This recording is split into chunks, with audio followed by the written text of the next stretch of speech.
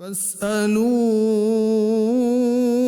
أهل الذكر إن كنتم لا تعلمون۔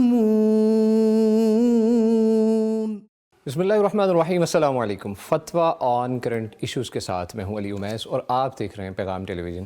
امید کرتے ہیں آپ جہاں ہوں گے بخیر و عافیت ہوں گے، خوش ہوں گے اور ہمیں اپنی دعاؤں میں یاد رکھتے ہوں گے۔ حسب معمول پیر اور جمعرات کو آپ کی خدمت میں حاضر ہوتے ہیں آپ کے شرعی سوالات کے جوابات لے کر، اور آپ بھی اس پروگرام میں لائیو کالز کے تھرو شریک ہو سکتے ہیں۔ آپ کو کرنا سمپلی یہ ہے کہ موبائل اٹھانا ہے اور پیغام ٹی وی کی طرف سے دیے گئے یونین نمبر پر کال کرنی ہے، جو کہ ہے 042-111-700-000۔ آپ اس نمبر پہ رابطہ کر سکتے ہیں اور ہمارے مفتیان کرام سے سوالات کے جوابات لے سکتے ہیں، خواہ آپ کے سماجی سوال ہیں، معاشی ہیں، معاشرتی ہیں، شرعی سوال ہیں، تمام قسم کے سوالات کے جوابات آپ ہمارے مفتیان کرام سے لے سکتے ہیں۔ آپ کو ہم تعارف کرواتے چلیں اپنے مہمانوں کا۔ ہمارے ساتھ موجود ہیں ایز آلویز ماشاءاللہ ہمارے ساتھ موجود ہے فضیلت الشیخ مفتی عبدالولی خان صاحب، ان کو ہم خوش آمدید کہتے ہیں۔ مفتی صاحب السلام علیکم۔ وعلیکم السلام ورحمۃ اللہ۔ Most very welcome to the show. Thank you so صحت مچ۔ آپ کی ٹھیک ہے؟ بارک اللہ فیکم۔ چلیں جی، جزاک اللہ جی۔ ہمارے ساتھ موجود ہیں جی فضیلت الشیخ مفتی نعمان فاروقی حفظہ اللہ تعالیٰ، ان کو بھی ہم خوش آمدید کہتے ہیں۔ مفتی صاحب السلام علیکم۔ وعلیکم السلام ورحمۃ کیسے مزاج ہیں مفتی صاحب آپ کے؟ الحمدللہ۔ جزاک اللہ، اللہ تعالیٰ آپ کو ہمیشہ خوش رکھے۔ ہمارے پاس ریٹن سوال آئے تھے، وہ کچھ امپورٹنٹ سوال تھے، ہم ان کی طرف چلتے ہیں۔ مفتی صاحب ہمارے پاس آج ریٹن سوالات کچھ زیادہ ہیں اور زیادہ ہمارے لیے جو ہے نا امپورٹنٹ ہے۔ سوال جو پہلا پوچھا گیا ہے، دیور اپنی پھپھو کے ہاں شادی چاہتے ہیں مگر ہمیں لڑائی جھگڑے کا ڈر ہے، تو انہیں روکنا ہمارے لیے گناہ کا باعث ہے یا نہیں؟ الحمد للہ رب العالمین والصلاة والسلام علی سید المرسلین وعلی آلہ وصحبہ اجمعین، اما بعد۔ یہ جو سوال ہے اس میں جو یہ پوچھا گیا ہے کہ دیور صاحب چاہتے ہیں کہ پھپھو کے گھر یعنی ان کی بیٹی سے شادی ہو، تو یہ مانع بنتے ہیں، رکاوٹ بنتے ہیں، اور یہ اندیشہ ہے ان کو کہ لڑائی جھگڑے ہوں گے۔ بالکل ایسے ہی اس بنیاد پر یہ رکاوٹ بنتے ہیں۔ جی جی۔ تو یہ جو بات ہے نا، ان کو رکاوٹ نہیں بننا چاہیے، اور جو چیز پیش نہیں آئی ہے اس کے پیش نظر بندہ پہلے سے رکاوٹیں بنانا شروع کر دے اور رشتے سے مانع بن جائے تو یہ بات درست نہیں ہے۔ ہاں، جو جھگڑے کی باعث باتیں ہیں ان کو ابھی سے حل کر دو، یا اسے حل کرنے کی کوشش کرو، یا ان باتوں کو درمیان میں نہ لے آؤ۔ اور باقی اگر یہ سلسلہ ہے کہ ان کو وہ پسند ہے اور وہاں پر رشتہ کرنا چاہتے ہیں تو ایک رشتہ داری ہے، تو رشتہ داری میں مزید پختگی آ جائے گی۔ جب پختگی آ جائے گی تو محبت بھی بڑھے گی۔ تو یہ یعنی کہ رشتے سے مانع ہونا، اور یہ بھی ہے کہ ہمیشہ ایک گھر میں تو انہوں نے رہنا نہیں ہے، کچھ وقت کے بعد ان بھائیوں نے الگ ہونا ہے، بلکہ الگ ہونا ہی افضل اور بہتر ہے، تاکہ یہ خانگی جو مسائل ہیں یہ اس طرح کی لڑائی جھگڑوں کی طرف نہ جائیں۔ ایک بھائی الگ رہے، دوسرا بھائی الگ رہے۔ اصل جو رہنے کا طریقہ ہے شریعت میں وہ پردے کے مسائل، باقی جو یہ لڑائی جھگڑوں کے مسائل، ان سب سے بچاؤ کا جو طریقہ ہے وہ یہ ہے کہ الگ الگ ہو۔ باپ اپنے بیٹوں کی شادی کرائے اور ہر بیٹے کے لیے الگ الگ رہائش دے دے، تو یہ بہت بہتر ہے ان جھگڑوں سے بچنے کے لیے، بنسبت اس کے کہ وہاں پر وہ رشتہ ہی بندہ نہ کرے۔ کسی اور جگہ اگر یہ رشتہ کریں گے یہ دیور صاحب اور وہاں پر ایسے مسائل پیش آ جائیں تو پھر کیا کرو گے؟ پھر کیا کر سکتے ہیں؟ مفتی نعمان فاروقی صاحب کی طرف چلتے ہیں۔ مفتی صاحب، سب سے چھوٹے بیٹے کو، مطلب ایک ہماری ماں ہیں کوئی سوال کرنا چاہ رہی ہیں کہ سب سے چھوٹے بیٹے کو قسطوں پر پلاٹ لے کر دیا تھا اور جس میں سے اس کا حصہ بھی شامل تھا، اب پتہ چلا ہے کہ سب کو دینا چاہیے تھا اور اب وہ پلاٹ واپس نہیں دے رہا، کیا کریں؟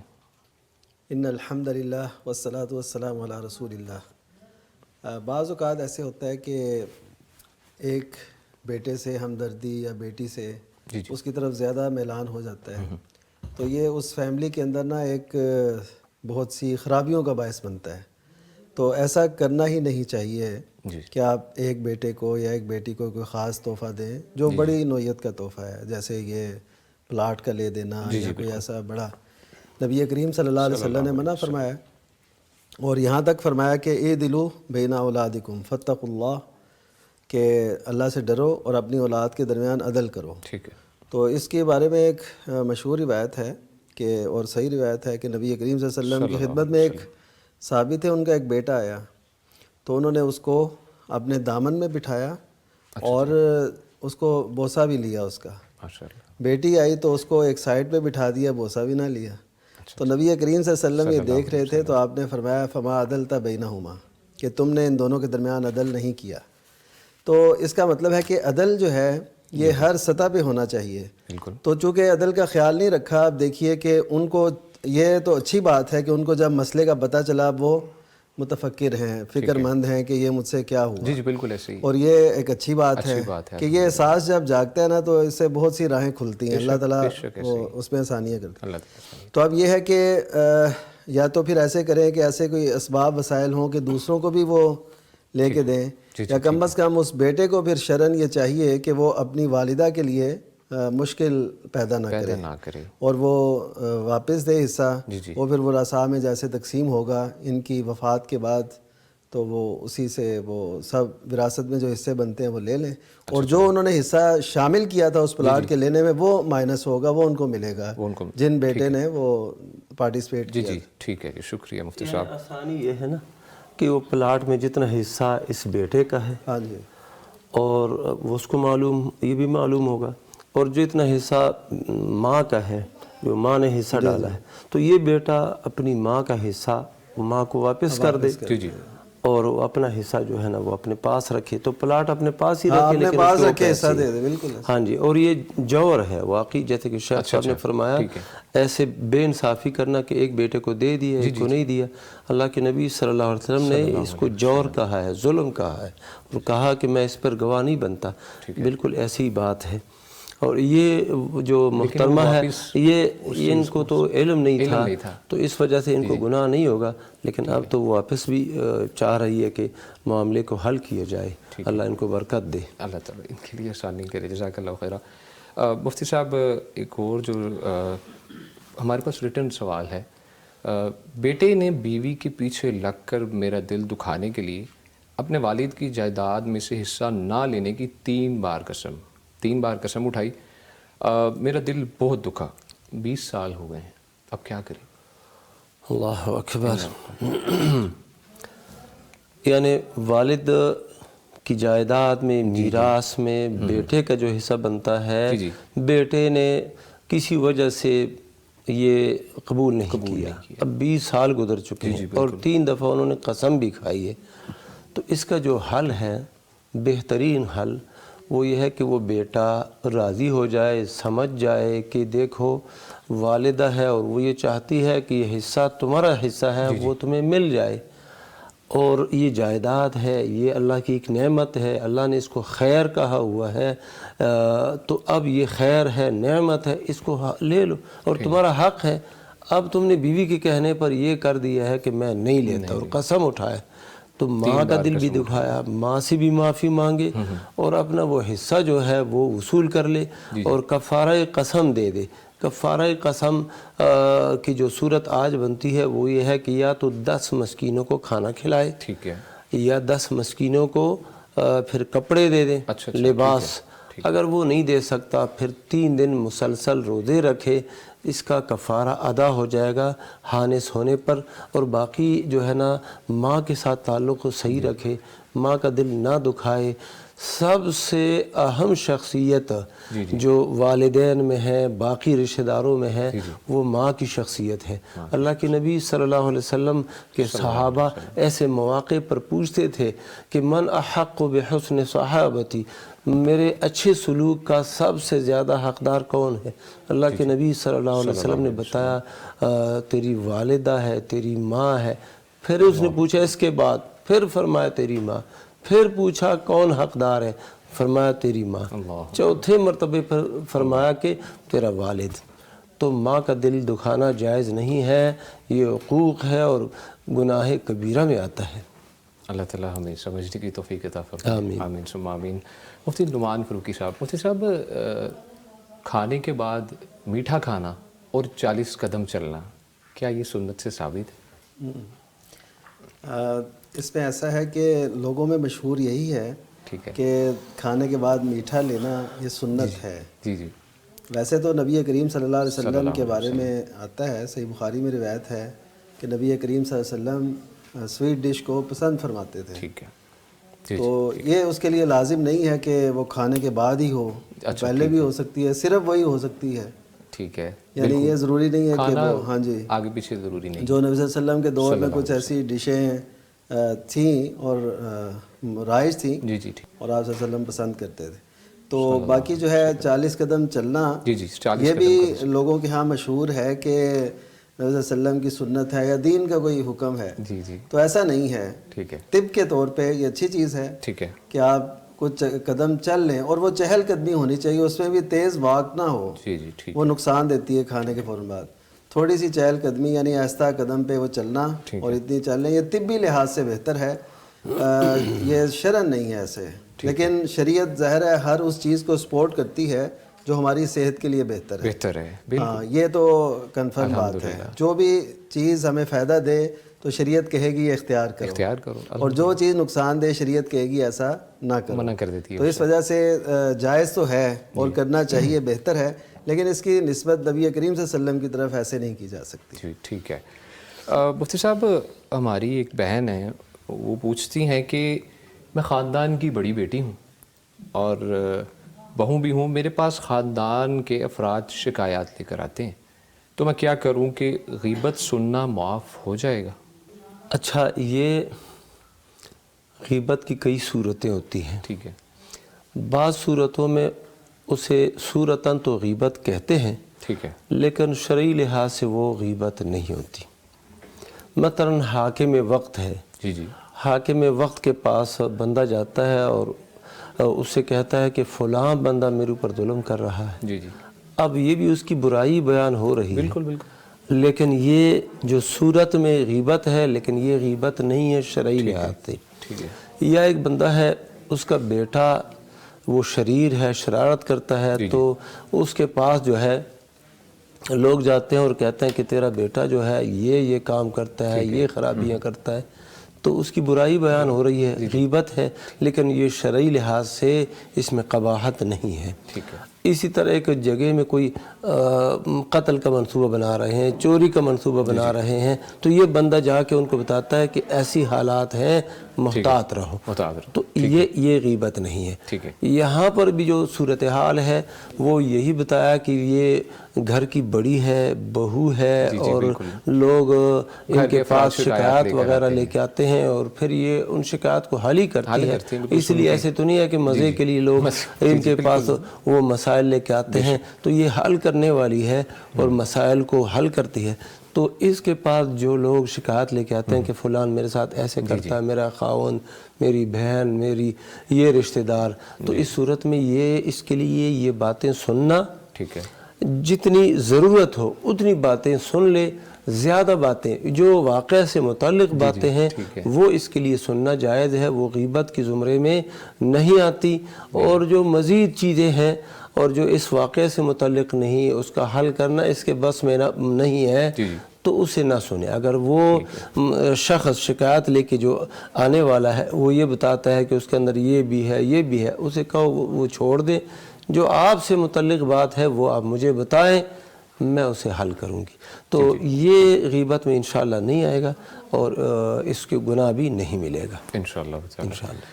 مفتی صاحب، مفتی نعمان فاروقی، اور اس میں ایک چیز یہ کہ یہ جو صلح کرانے والا کام ہے نا، جی جی جی یعنی لوگوں کو آپس میں ملانا، جوڑنا، ان کے مسائل حل کرنا، یہ بہت بڑی نیکی ہے۔ حدیث کے مطابق کہ انسان جب یہ کام کرے نا، یعنی سورج جہاں پہ طلوع ہوتا ہے، مطلب کہ جس بھی دن اس کام سے بہتر کام نہیں ہے۔ مجھ سے اب انشاءاللہ سوال کو ہم آگے بڑھاتے ہیں۔ اسکالر ہمارے ساتھ موجود ہے۔ السلام علیکم۔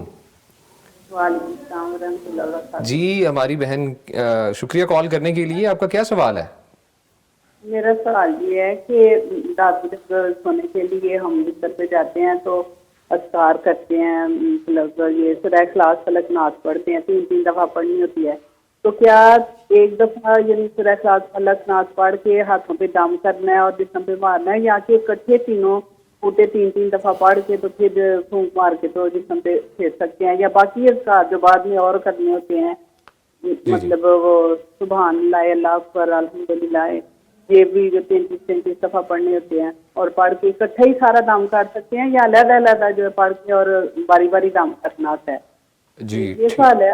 دوسرا جو ہے کہ میں نے نا نیٹ پہ پوسٹ پڑھی ہے کہ آپ صلی اللہ علیہ وسلم کا فرمان ہے کہ ٹوائلٹ میں تھوکنا نہیں چاہیے، تو میں یہ پریشان ہوں، میں نے کہا ہم تو اکثر جو ہے تھوک دیتے ہیں، تو مطلب میں نے پوچھنا تھا کہ یہ صحیح ہے بات کہ ٹوائلٹ میں تھوکنا چاہیے؟ جی ٹھیک ہے، شکریہ کال کرنے کے لیے مفتی نعمان فاروقی صاحب۔ مفتی صاحب سوال الحمدللہ آپ نے سن لی۔ ہاں جی، پہلا جو سوال ہے وہ تو میں جان گیا، اس کے متعلق میں بتاتا ہوں۔ جی وہ یہ کہ وہ کہتی ہیں کہ سارے جو اذکار ہیں وہ کر کے ہم نے پھر دم کرنا ہے، یا ہم پہلے ہی صرف سورہ جو فلق ناس اور اخلاص ہم پڑھتے ہیں اس کے بعد دم کرنا ہے؟ جی تو اصل میں ایسا ہے، جو دم کرنے کا جو حدیث مبارکہ میں آتا ہے کہ نبی صلی اللہ علیہ وسلم یہ صورتیں جو ہے نا معوذتین پڑھ کے پھر اپنے آپ پر جہاں تک ہاتھ جاتا تو وہاں پہ آپ پھیرتے تھے۔ ٹھیک ہے، تو یہ تو اس کے ساتھ کرنا چاہیے، اور پڑھنے کی جو ترتیب ہے جو احادیث سے اشارہ ملتا ہے وہ یہ ہے کہ جو 3 صورتیں پڑھنے کا یا زیادہ پڑھنے کی آئی ہے تعداد، ان کو پہلے یعنی ایک کو 3 دفعہ پڑھیں، یعنی سورہ اخلاص ایک دفعہ، پھر سورہ اخلاص دوسری دفعہ، پھر سورہ اخلاص تیسری مرتبہ، ایسے 3 ایسے اکٹھی پڑھیں، یعنی کہ اخلاص فلق اور ناس، اخلاص فلق اور ناس، ایسے نہیں بلکہ اخلاص اخلاص اخلاص، فلق فلق فلق اور ناس ناس ناس، یعنی اس طرح 3 اس طرح پڑھیں گے، 3 ترتیب ہی ہونی چاہیے۔ ٹھیک ہے، اور اس طرح پڑھ کے پھر پھونکیں گے اپنے ہاتھ پہ اور اپنے جسم پہ جہاں تک ہو سکتا ہے وہ لے جائیں۔ باقی جو اذکار ہیں، جو تسبیحات ہیں، ان کے لیے دم کی ضرورت نہیں ہے، وہ ایک اظہار ہے، ایک اقرار ہے۔ ٹھیک ہے، تو وہ ایک اللہ تعالیٰ کی تسبیح ہے، حمد و ثنا ہے، تو اس کے لیے دم کرنا ضروری نہیں ہے، وہ صرف آپ ادا کریں اور دل و جان سے ادا کریں، اور اس میں پوری آپ کی وہ ہو کہ اس کا مطلب کیا ہے، اس تسبیح کا اور اس تحمید کا، تو انشاءاللہ اسی قدر فائدہ ہوگا انشاءاللہ۔ تو دوسرا سوال مجھے وہ دائیں طرف تھوک پھینکنا جائز ہے؟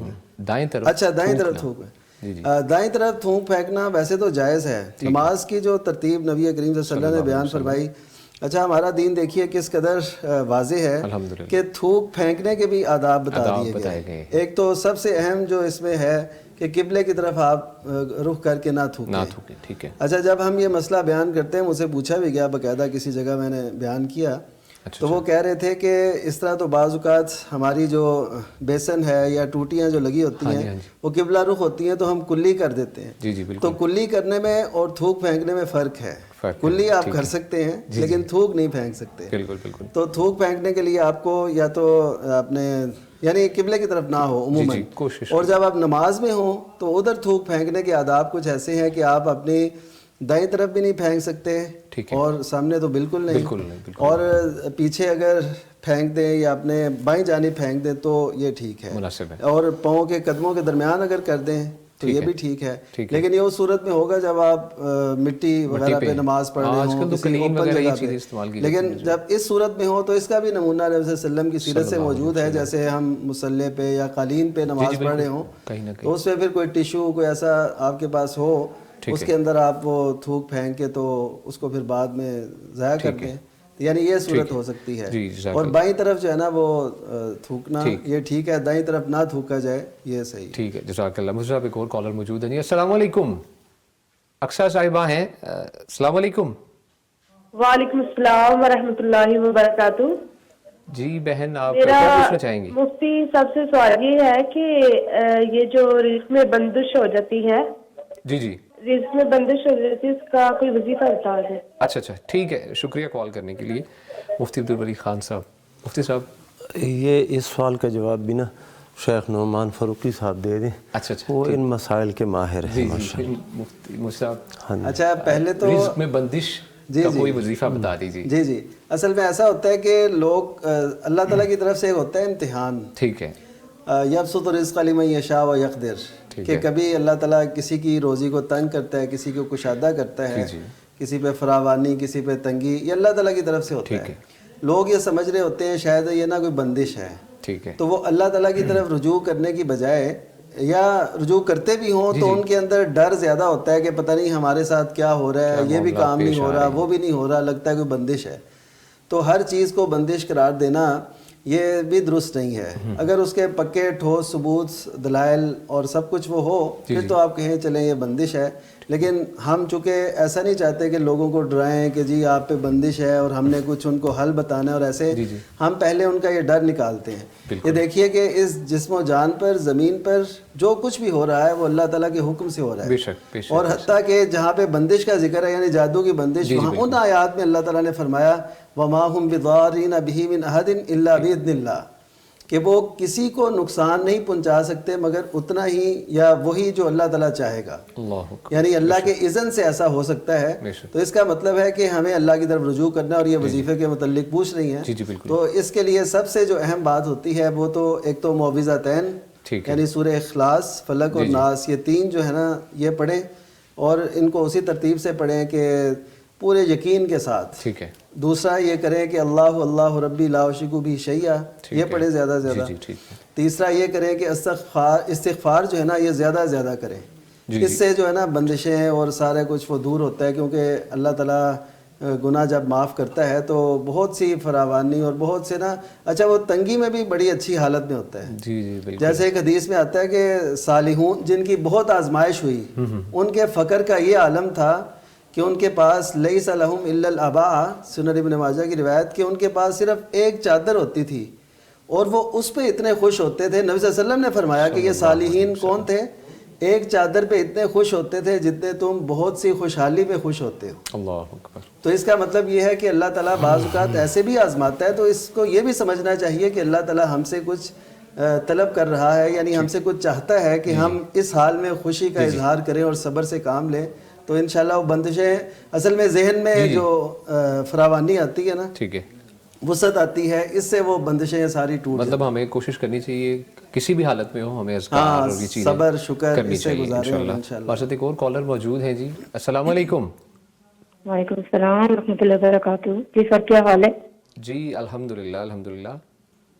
سر میں زیادہ ٹائم نہیں لوں گی آپ کا، میرا ایک سوال ہے کہ آج کل کے جو معاملات ہیں لین دین کے معاملے میں، تو ہمارے عزیز و اقارب اگر کسی طور پہ قرض کا سوال کرتے ہیں اور ہمیں یہ بھی پتہ ہے کہ ان کا لین دین کا معاملہ بھی درست نہیں ہے، اس میں ہمارا رشتہ بھی ان سے جا سکتا ہے، اور اس دوران اگر ہم ان کو دیتے بھی ہیں تو کسی کو گواہ بنانا بھی، وہ بھی رشتے میں دراڑ آنے کا خطرہ ہے، تو پھر اس صورت میں کیا کیا جائے؟ ٹھیک ہے، شکریہ کال کرنے کے لیے شمع صاحبہ۔ مفتی عبدالودود خان صاحب، مفتی صاحب مجھے ذرا یہ سوال، مفتی صاحب کہہ رہے ہیں کہ رشتہ دار جو ہیں ان کو لین دین کے معاملات آپ کو پتہ ہے، اور ایک تو لین دین کے معاملات میں جو چیز بیسک ہے کہ ہمیں کوشش کرنی چاہیے کہ کوئی گواہ رکھ لیں کہ ہم لین دین کر رہے ہیں، گواہ اندر رکھ لیں، یہ کریں تو رشتے ٹوٹتے ہیں، رشتہ دار کہتے ہیں آپ پہ ہمیں یقین نہیں رہا۔ تو اس صورت میں رشتہ داروں کا آپس میں لین دین کا معاملہ کیسے ہونا چاہیے، کہ اس سے بچنا چاہیے یا کیا طریقہ کار ہونا چاہیے؟ ان کا سوال کہیے۔ یہ جو لین دین کے معاملات ہیں، جی اس کے بارے میں تو عربی مقولہ ہے، اور یہ ایک زبردست قانون ہے اور قرآن مجید سے ماخوذ ہے۔ ٹھیک ہے۔ اس میں یہ ہے کہ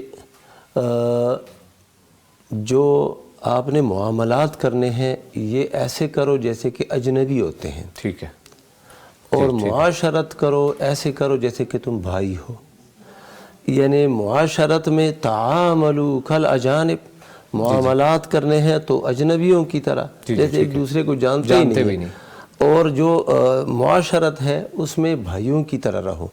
تو یہ رشتہ داروں کے درمیان تو یہ لکھائی، تحریر اور گواہ بنانا معاملات میں، پیسوں کے لین دین میں بہت ضروری ہے، کیونکہ اگر یہ تحریر نہ ہو تو رشتے ٹوٹ جاتے ہیں، اور رشتوں کو ٹوٹنے سے اور اسی طرح بغض اور عداوت کے پیدا کرنے سے پہلے یہ چیزیں ضروری ہے. تو قرآن مجید میں بھی اللہ سبحانہ و تعالیٰ نے یہ فرمایا ہے آیات مدائنہ کے اندر، ایک قانون اللہ نے نازل فرما دیا ہے. ایک چیز جب آپ دین قرض ایک دوسرے کو دے رہے ہیں تو اس صورت میں آپ نے لکھنا ہے، اور یہ بھی فرمایا کہ تم مت اکتا جاؤ، اگر وہ چیز چھوٹی ہے یا بڑی ہے، 12 صورت آپ نے اس کو لکھنا ہے.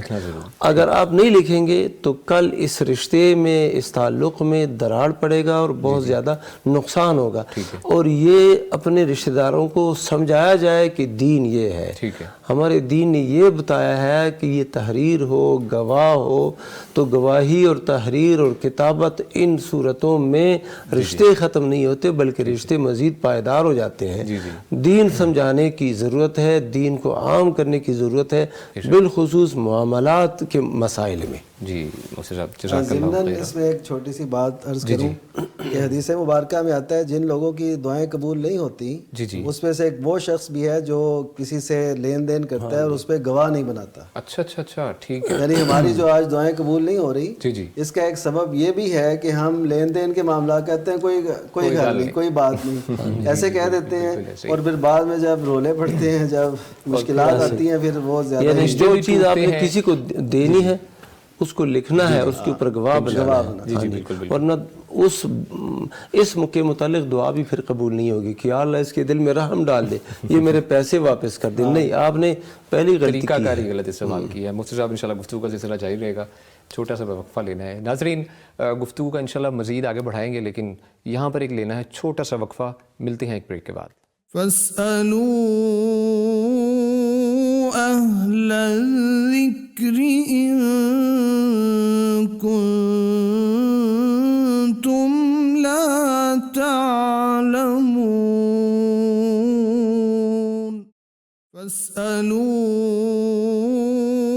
أهل الذكر إن كنتم لا تعلمون. ویلکم بیک جی. گفتگو کا سلسلہ آگے بڑھاتے ہیں، لیکن آپ کو ایک چھوٹا سا ریمائنڈر کرواتے چلیں کہ آپ بھی اس پروگرام میں لائیو کالز کے تھرو شریک ہو سکتے ہیں. آپ کو کرنا یہ ہے کہ یونین نمبر ڈائل کرنا ہے 04211170000، اور اس کے علاوہ آپ ہمیں واٹس ایپ پر بھی میسیجز کر سکتے ہیں، وہاں پر بھی سوالات کر سکتے ہیں. پروگرام کے بعد بھی کسی وقت بھی آپ وہاں پر اپنا ریٹن میسیج چھوڑ سکتے ہیں. آپ وہ بھی نمبر نوٹ فرما لیجئے 0321-565-2000. یہ ہمارا واٹس ایپ کا نمبر ہے. آپ یہاں پر بھی اپنے سوالات بھیج سکتے ہیں. مفتی صاحب سوالات کا سلسلہ آگے بڑھاتے ہیں. ایک سوال ہے، مارکیٹنگ کا کام جو ہے، مارکیٹنگ کام میں میوزک وغیرہ کوئی ایڈز ہوتی ہیں، اس قسم کے کسی بھی قسم کا مارکیٹنگ کا کام ہے، اس میں میوزک ایڈ کرنا کیسا ہے؟ ساز موسیقی ایڈ کرنا، بیک گراؤنڈ وائسز بھی ہوتی ہیں اس میں، ہم کہہ سکتے ہیں.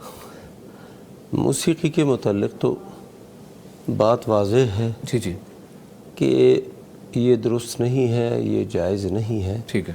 ہاں، بعض خاص صورتیں ہیں جس میں ایک خاص طرح کی میوزک یا موسیقی درست ہے. شادی کے موقع پر دف یا دف بجانا، عید کے موقع پر یا کوئی اور ایسی خوشی کا موقع ہے اس پر، تو وہاں پر جو بھی آواز اس طرح کی ہوتی ہے وہ تو درست اور جائز ہے.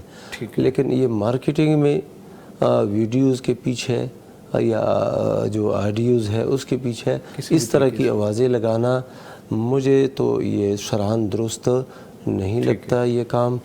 اور باقی اللہ اعلم وعلمہ اتم واحکم.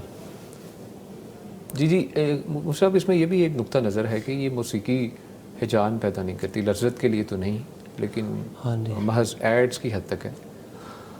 تو اس میں کیا ایسی چیز ہے کہ اس کا لگانا ضروری ہوتا ہے؟ ٹھیک ہے. تو کچھ ہے نا. लज्जत ना भी हो, जी जी ठीक है, जिस चीज़ को शरीयत ने मना किया, मसलन देखें ना एक शराब है, जी जी बिल्कुल, वो उसको नशा नहीं देती जो इसका आदी है रूटीन अच्छा से। अच्छा ठीक है, अब ये तो नहीं होगा कि उसको इसका असर नहीं हो रहा तो हम कहें इसके हक में ये जायज़ है, ऐसे तो नहीं हो। ठीक है, इसी तरह मौसीकी के जब बुनियादी तौर पे उसे मना कर दिया गया, हराम करार दे दिया गया, और इसके बारे में वाज़ेह हदीस है, बल्कि ये भी हदीस है कि आखिरी दौर में ऐसे लोग आएंगे, सही बुखारी की रिवायत है, अच्छा अच्छा, कि आखिरी दौर में ऐसे लोग आएंगे जो यस्तहिलूनल हिज़्ज़ा वल माज़िफ़, कि वो रेशम को और आलात मौसीकी को हलाल करार देंगे। तो आज वो दौर तकरीबन आ चुका है और लोग इसी तरह जवाज़ ढूंढते हैं, जैसे आपने ये बात कही, ज़ाहिर है कि इश्काल है जो लोगों के इश्काल मुख्तलिफ इश्काल पाई जाती हैं। जी जी, उन्होंने तो किताबें तक लिख दी इस हवाले से, तो ये गलत है शरीयत के बुनियादी अहकाम को ना समझना। जज़ाकल्लाह जी, बहुत शुक्रिया। मुझसे कॉलर मेरे साथ मौजूद है जी। अस्सलाम वालेकुम, शफीक साहब हैं आज़ाद कश्मीर से। शफीक साहब कैसी तबीयत है आपकी? जी अल्हम्दुलिल्लाह, का आसान है, आपने? अल्हम्दुलिल्लाह। क्या पूछना चाहेंगे मुफ्ती साहब से? अच्छा, मुफ्ती साहब से ये पूछना मैं ये चाह रहा था कि हमारे वालिद साहब को फौत हुए तकरीबन 35 से ज्यादा साल हो गए ना। अच्छा अच्छा, तो उनके मरने के बाद हमारे जो फुफड़ा जान थे उन्होंने मुतालबा किया था कि हमारा इनके साथ कोई लेन देन था 50,000 रुपए का। फिर से दोहराइएगा सवाल, मरने के बाद किसने मुतालबा किया? हमारे जो फुप्पो थे ना, जी जी जी जी ठीक है, उन्होंने मुतालबा किया था कि उनके बेटे का को 50,000 रुपए का लेन देन का था हमारे वालिद साहब अच्छा के अच्छा साथ। ठीक है ठीक है, तो फिर उन्होंने क्या मरने के बाद उन्होंने कहा जी हमने इनको माफ कर दिया है। ठीक है, लेकिन काफी अरसे के बाद जब हम बड़े हो गए, कारोबार नौकरियां सारा कुछ करने लगे, तो फिर उनसे उन्होंने मुतालबा किया कि जी हमारा आपके साथ लेन देन, हमारे आपके वालिद साहब के साथ हमारा लेन देन था, लिहाजा वो हमें पैसे दें। अच्छा अच्छा अच्छा ठीक है ठीक तो है, हमने कहा कि ठीक है आप लें, लेकिन आपके पास कोई लिखा हुआ सबूत? उन्होंने कहा जी लिखा कोई नहीं है। जी जी तो हमारे पास भी नहीं था और उनके पास भी नहीं है, ठीक है, ना कोई गवाह था ना कोई इस तरह का मामला था। जी जी ठीक है। एक दफ़ा माफ़ कर दिया, फिर उसके बाद दोबारा से कई सालों बाद दोबारा से उन्होंने मुतालबा कर दिया, ठीक है। हाँ, तकरीबन 25-30 साल के बाद दोबारा उनको याद आया, तो फिर उन्होंने कहा अच्छा, अभी ठीक है जी, 50 भी नहीं लेते हैं, अभी हमें ज्यादा दें, क्योंकि उस वक्त 50 और आज 50 नहीं रहा है। चले ठीक है, शुक्रिया कॉल करने के लिए मुफ्ती अब्दुल अली खान साहब। मुझसे जब सवाल आपने सुना है कि जी इसके बारे में, जी जी, पहला तो मसला ये है कि जब एक दफ़ा उन्होंने इस हक़ को मुआफ़ कर दिया है, ये तो बाद में हम बात करेंगे कि हक़ के सबूत के लिए क्या ज़रूरी ठीक है ठीक है, लेकिन हम पहले यही बता दें कि जब उन्होंने इस हक़ को एक दफ़ा मुआफ़ कर दिया है, दोबारा उनके लिए इसका मुतालबा करना जायज़ नहीं है। जायज़ नहीं, उन्होंने इसको हिबा कर दिया, मुआफ़ कर दिया, अब दोबारा इसमें रुजू करना ये एक बदतरीन मिसाल है। अल्लाह के नबी सल्लल्लाहु अलैहि वसल्लम ने फरमाया कि अल-आइदु फ़ी हिबतिही कल कल्बिल आइद फ़ी क़ैइही, एक बंदा एक चीज़ हिबा कर दे, माफ़ कर दे, दे दे, उसमें दोबारा रुजू करता है और कहता है मुझे दे दे, तो ये उस कुत्ते की तरह है जो कि उल्टी करके फिर उसके अंदर रुजू करता है। तो एक तो ये उनको ये नहीं चाहिए। दूसरी बात कि हक़ का सबूत कैसे होता है, एक बंदे ने दावा कर दिया, तो जब दावा कर दिया कि तो अल्लाह के नबी सल्लल्लाहु अलैहि वसल्लम ने फरमाया कि अल-बय्यिनतु अलल मुद्दई, जो शख्स दावा करता है किसी शय का, किसी चीज़ का दूसरे पर, जी जी, तो उसकी ज़िम्मे बैयना है, यानी गवाह है, दलाइल हैं, क़राइन है, वो पेश करे। ठीक है, वल यमीन अला मन अनकरा, अगर उसके पास दलाइल नहीं है, गवाह नहीं है, कोई करीना तहरीर नहीं है, तो इस सूरत में जो मुद्दा अलैहि है उसकी ज़िम्मे क्या है? वल यमीन अला मन अनकरा, जो इनकार करता है और कहता है तो आपका हमारे ज़िम्मे, हमारे वालिद साहब के ज़िम्मे कोई हक़ नहीं है, तो वो उसके ज़िम्मे ये है कि वो कसम उठाए, इसके बाद मामला ख़त्म हो जाता है, मामला ख़त्म हो जाता है। अच्छा, अब ये दूसरी बात फ़िक़ही क़वानीन की रूह से जब 15 साल इस तरह गुज़रते हैं और उस मामले में कोई दावा नहीं दायर करता, 15 साल गुजर जाते हैं, तो उसके बाद उस दावे की ना वो फ़िक़ही और क़ानूनी हैसियत रहती नहीं है। ठीक है, यानी फिर दावा नहीं कर सकता। अगर आपने दावा ही करना था तो पहले कर लेते, हालांकि कोई रुकावट नहीं है, वो लोग भी वहीं पर मौजूद है और उसी महल्ले के हैं, रिश्तेदार हैं आपस में, आपने दावा नहीं किया, 15-20 साल आप खामोश रहे, 25 साल के बाद आप फिर से कर रहे हैं, पहले माफ़ भी कर दिया। हाँ जी, तो इसलिए उनका ये दावा शरई लिहाज से बनता नहीं है। लेकिन میں یہ کہتا ہوں کہ وہ جو ہمارا جو عرف ہے، علاقہ ہے، تو اس میں نا وہ اپنی عزت بچانے کے لیے اور والد مکرم کو جو نا اس کے ذمہ اگر یہ حق ہے اس کی ایصال ثواب کے لیے اگر یہ کچھ دے دے ان کو تو انشاءاللہ اس میں نا ان کی بھی عزت رہے گی اور رشتہ بھی ایک طرح سے برقرار ہی رہے گا انشاءاللہ تعالی۔ امید کرتے ہیں انہیں اس سوال کا جواب ضرور مل چکا ہوگا۔ مفتی نعمان فاروقی صاحب، مفتی صاحب خاتون ہیں جو بیمار ہیں، 70 سالہ ان کی عمر ہے اور انہیں اسپاٹ کی بیماری ہے، تو وہ نماز کس طرح ادا کریں؟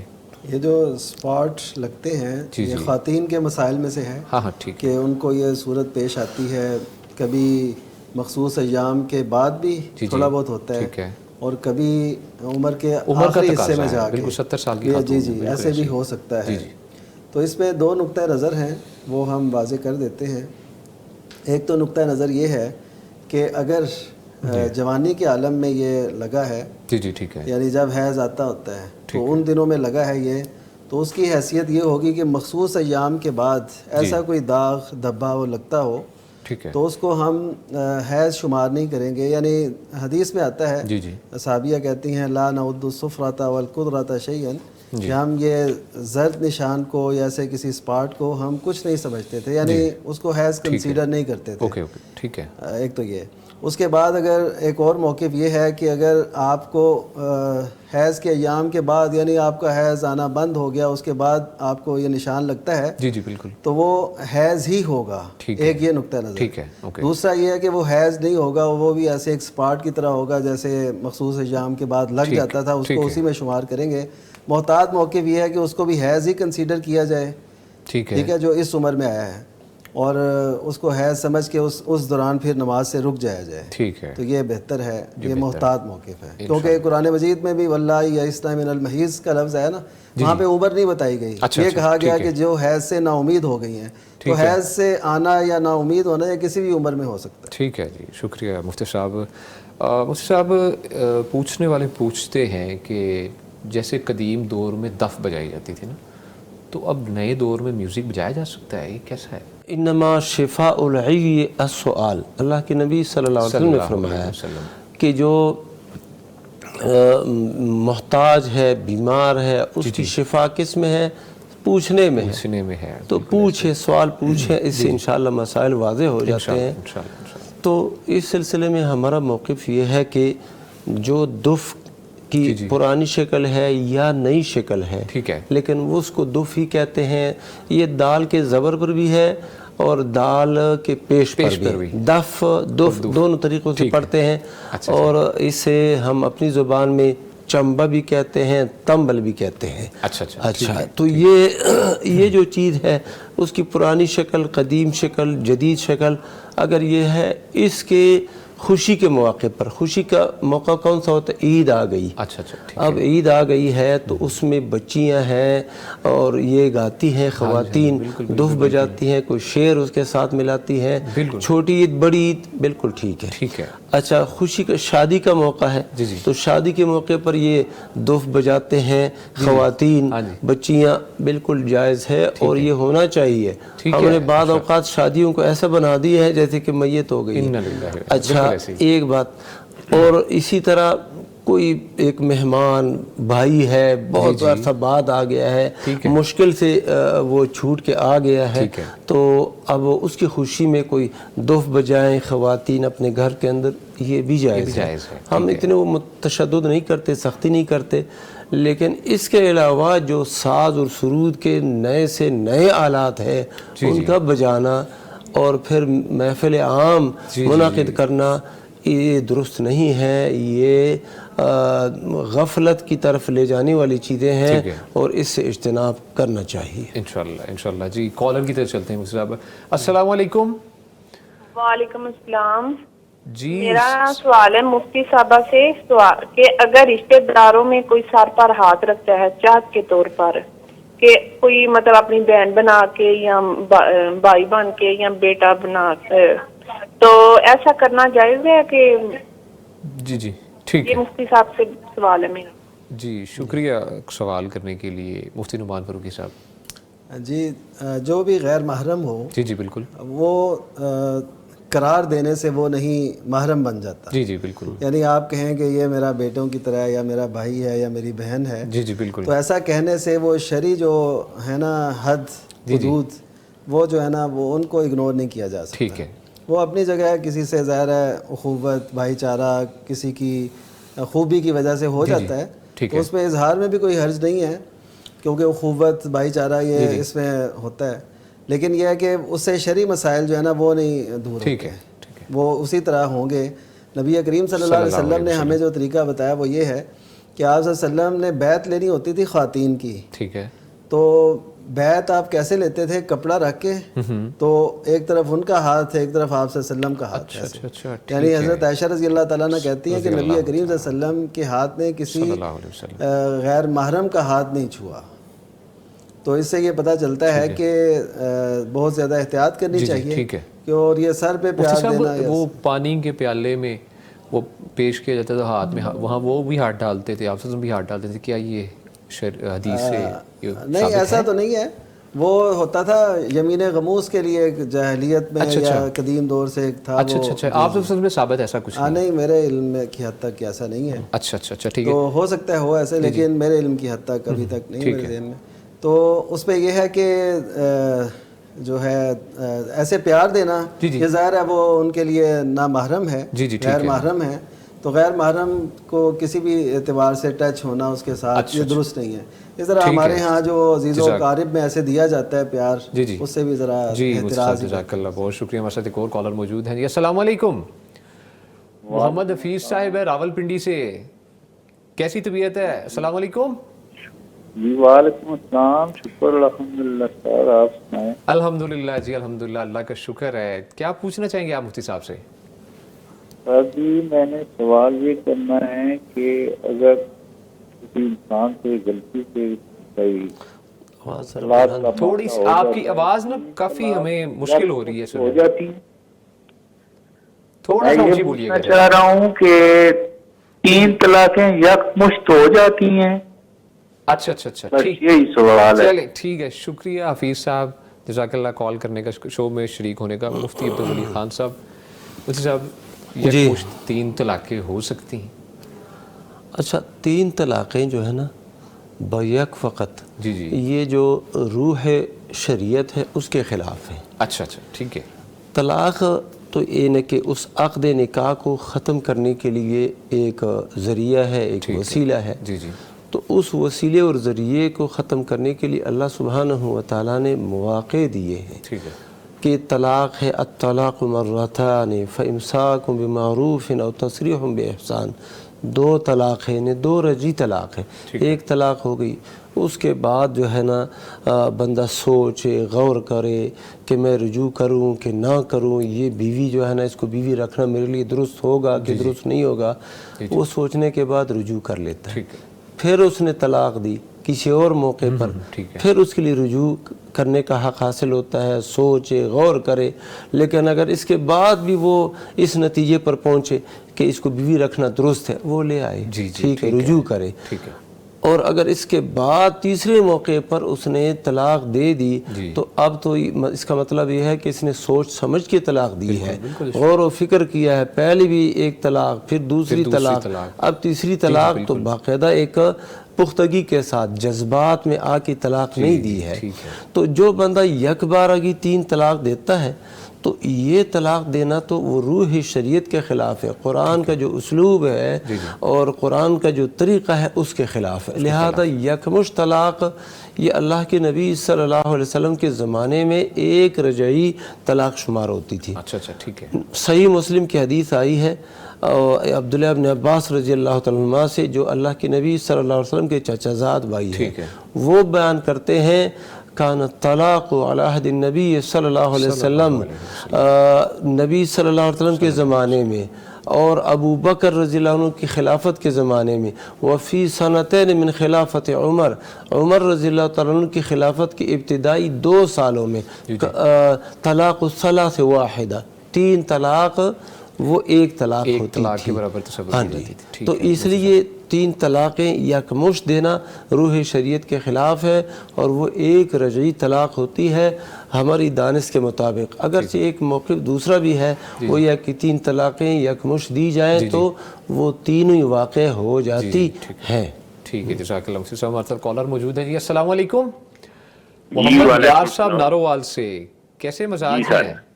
جی الحمدللہ سر، الحمدللہ کا شکر ہے. آپ سنائیں خیریت سے ہیں سر؟ الحمدللہ جی الحمدللہ، اللہ کا شکر. آپ کیا پوچھنا چاہیں گے مفتی صاحب سے؟ سر میں نا یہ ریکویسٹ کرنی ہے کہ مسجد میں جس میں جمعہ ہم فرض جمعہ پڑھتے ہیں اس کے مطلب کون سے کوائف مسجد میں خصوصیت پائی جانی چاہیے ضروری جو ہے؟ اچھا اچھا، کسی بھی مسجد میں جمعہ پڑھنے کے لیے اس مسجد کی وہ خصوصیات کیا ہونی چاہیے؟ کیا سر ہونی چاہیے مطلب کہ اذان جماعت وغیرہ کا مطلب ہے کہ کتنے کم از کم آدمی ہونے چاہیے. دوسرا سر جو قبرستان میں والدین کی قبروں میں جاتے ہیں ادھر قرآن پڑھنا جائز؟ ٹھیک ہے. جزاک اللہ، شکریہ کال کرنے کے لیے مفتی نعمان فاروقی صاحب. مفتی صاحب سوال ہے آپ کو.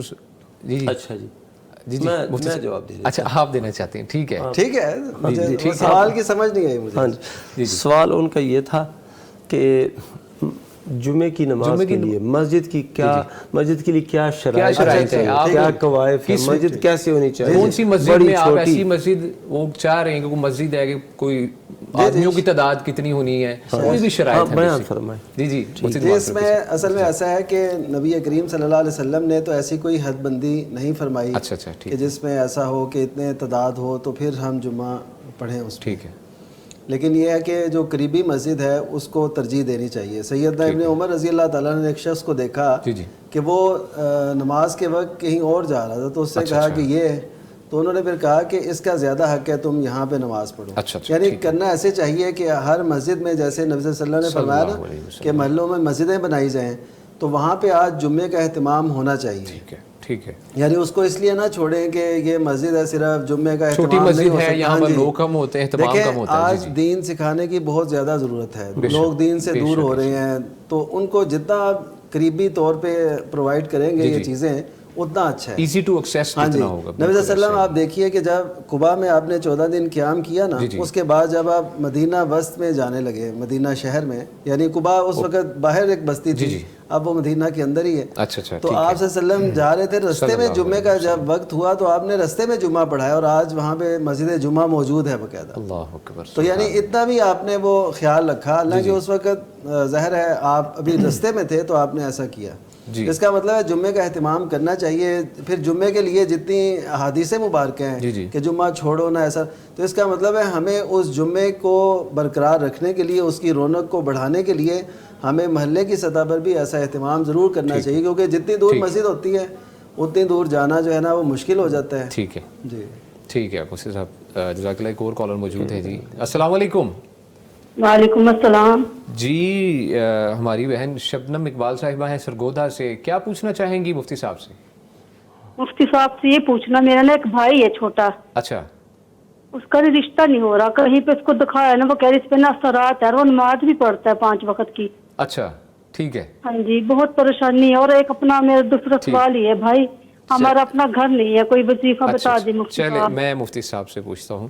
مفتی عبدالولی خان صاحب، مفتی صاحب ان کا بھائی ہے تو نمازیں بھی پڑھتے ادا کرتے ہیں، ذکر و اذکار بھی کرتے ہیں، لیکن شادی کہیں ہو نہیں، کوئی اس کے لیے وظیفہ کوئی چیز؟ اس کے لیے تو میں یہ بتاؤں گا کہ اللہ کے نبی صلی اللہ علیہ وسلم نے ایک وظیفہ بتایا ہے، وہ اللہم لا سہل الا ما جعلتہ سہلا وانت تجعل الحزن اذا شئت سہلا. یا اللہ کوئی کام آسان نہیں مگر وہ جسے تو آسان کر دے، اور تو جب چاہے تو مشکل اور سخت ترین کاموں کو بھی آسان بنا دیتا ہے. اس کو پڑھیں. درود شریف جو نماز میں ہم پڑھتے ہیں، درود ابراہیمی کثرت کے ساتھ پڑھیں، اور اسی طرح لا حول ولا قوت الا باللہ یہ بھی کثرت کے ساتھ پڑھیں. اس نیت سے، یہ جو رشتے کی نیت ہے نا، بعض اوقات ہم ذکر اذکار کرتے ہیں، یہ وہ نیت وہ نہیں ہوتی تو پھر وہ کام تو نہیں ہوتا. ہم تلاوت سورہ فاتحہ پڑھتے ہیں ثواب کے لیے تو ثواب مل جاتا ہے تلاوت کا. ہاں جس مقصد کے لیے، شفا کے لیے پڑھیں گے تو شفا ملے گی. تو اسی طرح جو بھی اذکار ہیں وہ ہم اسی نیت سے پڑھیں. ٹھیک ہے، انشاءاللہ اللہ تعالیٰ کرم فرمائے گا. دونوں مفتیان کرام ہمارے ساتھ موجود تھے. بہت شکریہ, جزاک اللہ آپ کو بہتر بدلا دے. ناظرین, پروگرام کا وقت ختم ہو چکا ہے. گفتگو کا سلسلہ تو بہت وسیع ہے, لیکن انشاءاللہ ہم اگلے پروگرام میں مزید گفتگو آغاز کریں گے. چھوٹا سا ریمائنڈر ہے, اپنا اور اپنوں کا رکھیے گا خیال. ملتے ہیں انشاءاللہ اگلے پروگرام میں. اللہ نگہبان. فاسألوا أهل الذكر إن